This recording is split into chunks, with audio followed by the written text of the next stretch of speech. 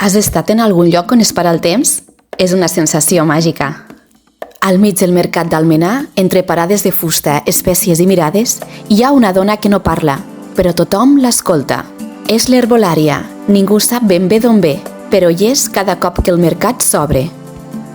Amb les mans plenes d'herbes, ulls que han vist molts hiverns i una calma que sembla venir d'abans del temps.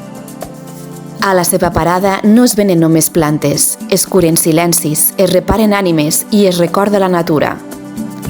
Quan passes pel seu davant, l'aire canvia, fa olor de romaní, de terra humida i d'un passat que torna per un instant.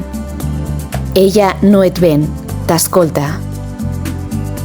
I de vegades et dona exactament allò que no sabies que buscaves.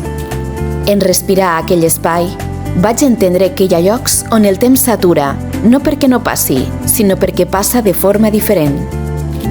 Vaig veure homes que parlaven sense pressa, artistes que desprenien màgia, gent amb ànima singular.